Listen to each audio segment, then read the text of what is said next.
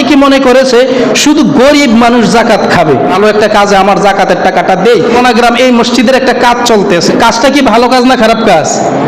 ভালো কাজ, সম্পূর্ণ হারাম, সম্পূর্ণ হারাম। কারণ মসজিদে এই টাকা পাওনা না। খেয়াল রাখেন, যার টাকা তাকে দিবেন। অনেক মাদ্রাসার মধ্যে টাকা দেয়, সেই টাকাগুলো মাদ্রাসার নির্মাণের মধ্যে ব্যবহার করা হয়। এই জিনিস কে শিখাইলো? আপনি মাদ্রাসার মধ্যে আপনার টাকা দিবেন নির্মাণের কাজের মধ্যে। এই টাকা কি নির্মাণের কাজের জন্য ব্যবহার করা হয়েছে? আল্লাহ তাআলা স্পষ্টভাবে সূরা তাওবার মধ্যে 60 নম্বর আয়াতে প্রত্যেকটা ব্যক্তির নাম উল্লেখ করে দিয়েছেন, 8টা খাত ব্যবহার করে দিয়েছেন। আর আপনি নিয়ে মাদ্রাসার মিনারার ভিতরে, মাদ্রাসার ভবনের মধ্যে উপরের তলা করবে, নিচের তলা করবে, এসি আনবে, টাইলস কিনে দিবে। আপনাকে এই ইসলাম কে শিখেছে? মাদ্রাসার ভবন করার জন্য এই টাকা না, জাকাতের টাকা না। মসজিদের ভবন করার জন্য, মসজিদের টাইলস কেনার জন্য এই টাকা না। মসজিদের ইট কেনার জন্য এই টাকা না। মাদ্রাসার কার্পেট কেনার জন্য বাচ্চারা কষ্ট পায়, আপনি কার্পেট কিনে দেবেন? হবে না। হারাম, হারাম এবং হারাম, এই কথা আজকে থেকে জেনে নেন। মাদ্রাসার বাচ্চারা কষ্ট পেলে আপনি কার্পেট কিনে দিতে পারেন না জাকাতের টাকা দিয়ে না, আপনার দানের টাকা দিয়ে কিনে দেন। আপনার দানের টাকা দিয়ে কিনে দেন, আপনার জাকাতের টাকা দিয়ে না ভাই। খেয়াল রাখেন, এই বিষয়গুলো আপনি খেয়াল রাখতে হবে।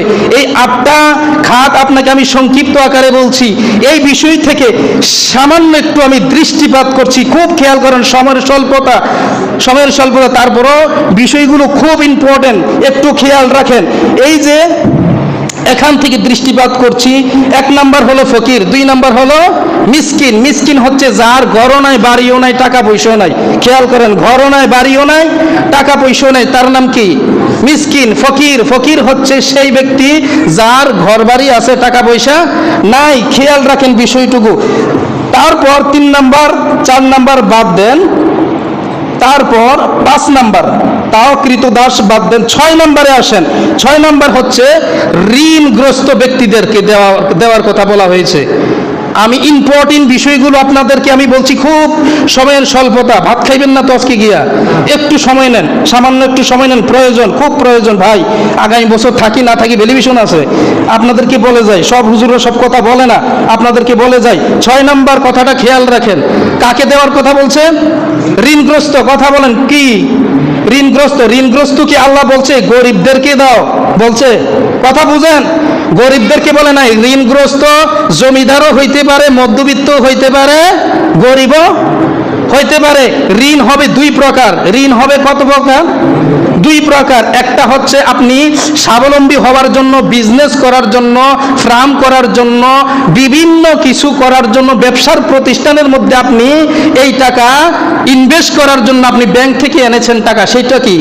ঋণ। কথা কয় না, সেটা কি? ঋণ।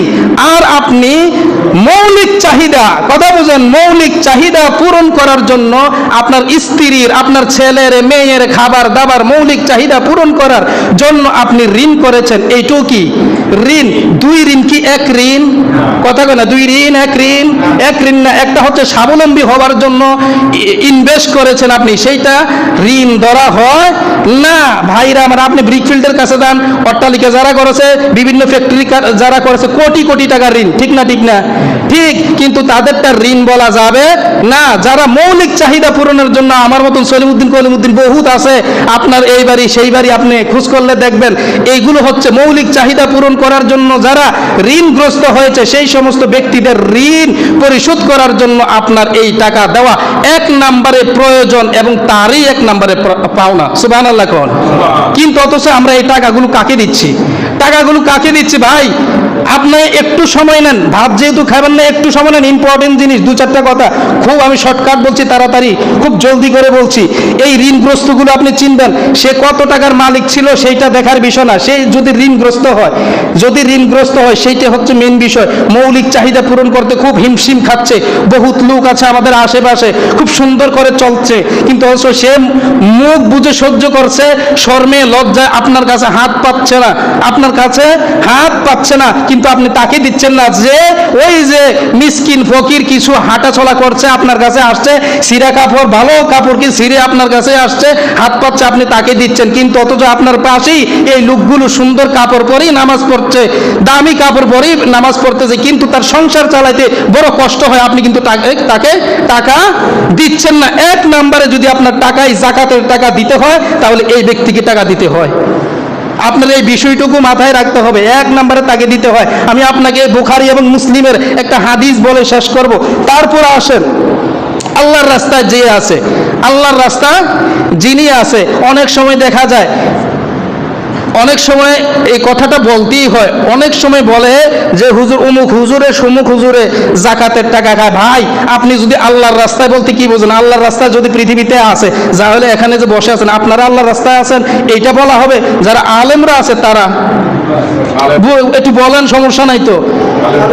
যারা আমরা পাবলিক অবশ্যই তাদেরকে বলা হবে না, অবশ্যই বলা হবে না। যারা অবশ্যই আলেম তাদেরকে বলা হবে। হ্যাঁ, 100% হালাল জায়েজ যদি আলেমরা যাকাত খায়, অবশ্যই যারা আলেম, যারা মধ্যবিত্ত আছে, যারা 8-10,000 15,000 টাকা নিয়ে যারা আছে, এই সমস্ত ব্যক্তিরা অবশ্যই কষ্টে আছে, তাতে কোনো সন্দেহ নাই, তাদেরকে যাকাত দেওয়া যায়। এবং কি হালাল না, শুধু 100 বার প্রয়োজন, একটা হচ্ছে হালাল, আরেকটা হচ্ছে কি প্রয়োজন, তাদেরকে দেওয়া প্রয়োজন। ওই যে রাস্তা রাস্তায় ঘুরে তাদের চাইতে এদেরকে দেওয়া প্রয়োজন। এই বিষয়টুকু খেয়াল রাখবেন। এই বিষয়টুকু থেকে আমি আরো লম্বা করতে পারতাম, সময়ের স্বল্পতা হবে না ভাই। আর একটা হাদিস একটু জানি, এর থেকে আপনি সময়ের স্বল্পতা যেহেতু শেষ করিনি, এই যে রাসূলুল্লাহ মুহাম্মদ সাল্লাল্লাহু আলাইহি ওয়াসাল্লাম, বুখারী এবং মুসলিমের একটা হাদিস শুনেন, বুখারী এবং মুসলিমের একটা হাদিস শুনেন। হাদিসটা আপনি এক্ষুনি চার্জ করেন, গুগলের মধ্যে চলে আসবে, 1479 নাম্বার, 1479 নাম্বার বুখারীর মধ্যে। মুসলিমের মধ্যে হাদিসটা আসছে 1039 নাম্বার হাদিস। একটু চার্জ দেন, চলে আসবে মুসলিমের হাদিসটা। কি বলছে? নবী করিম সাল্লাল্লাহু আলাইহি সাল্লাম বলেন, তোমরা যাকাত যে দেবা, দেখেন আপনি কাদেরকে বিশেষভাবে, কাদেরকে প্রয়োজন এই যাকাত দেওয়ার জন্য। নবী করিম সাল্লাল্লাহু আলাইহি সাল্লাম বলেন, যেই সমস্ত ব্যক্তিরা অনেক সময় মিসকিন ফকির আমাদের কাছে আসে, সেই সমস্ত ব্যক্তিরা লজ্জা নাই, শরম নাই। তাদের কি লজ্জা শরম তেমনটা আছে? যেহেতু গরিব, লজ্জা শরম থাকার কথা না, তারা হাত পাততে পারে, ঠিক না? ঠিক না? হাত পাততে পারে। তাদের থেকে বুঝেন, তাদের থেকে নবী বলেন, তাদের থেকে আরো অসহায় হয়ে আছে যেই সমস্ত ব্যক্তিরা আত্মসম্মান মর্যাদাওয়ালা। কথা বুঝেন, আত্মসম্মান মর্যাদাওয়ালা কিছু ব্যক্তি আছে তোমাদের সমাজে, তোমাদের সাথেই চলে, তোমাদের কাছেই আছে, তারা আত্মসম্মান মর্যাদার কারণে তোমাদের কাছে হাত পাততে পারে না, যার কারণে তারা এতটা অসহায় হয়ে গেছে, তারা মৃত্যু পর্যায়ে চলে যায়, তারা কারোর কাছে হাত পাততে পারে না। তোমরা ওই লোকদের চাইতে তাদেরকে তোমরা প্রাধান্য দেবে। সুবহানাল্লাহ পড়েন। আর আমরা টাকাগুলো কাকে দিচ্ছি ভাই?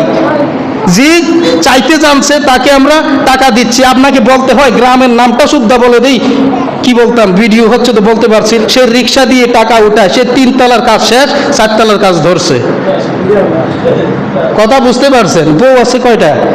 2টা আছে, 2টা বউ আছে, 3 তলার কাজ কমপ্লিট করে ফেলছে, 4 তলার কাজ ধরছে। কথা বুঝতে পারছেন? সে ঘুরতেছে, টাকা দিতেছেন, আপনি তাকে আরো দিতেছেন, কারণ আপনি তার ব্যাপারে অবগত না।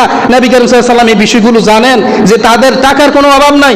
এর কাছে গেলে এ দেয়, তার কাছে গেলে এ দেয়, সে ওনার কাছে গেলে উনি দেয়, মানে যার কাছে হাত পাতে সে কিছু না কিছু দেয়। কিন্তু এমন কিছু ব্যক্তি আছে কারোর কাছে বলতে পারে না, কারোর কাছে বলতে পারে না। আত্মসম্মান মর্যাদা তাদের দেখা যায় নষ্ট হবে, যার কারণে সেই সাথে তারা চুপচাপ হয়ে হাঁটতেছে, চলতেছে, খাইতেছে তোমাদের সাথে, কিন্তু অথচ এই ব্যক্তিগুলো চলতে বড় কষ্ট হয়। তোমরা এই ব্যক্তিদেরকে প্রাধান্য দেবে।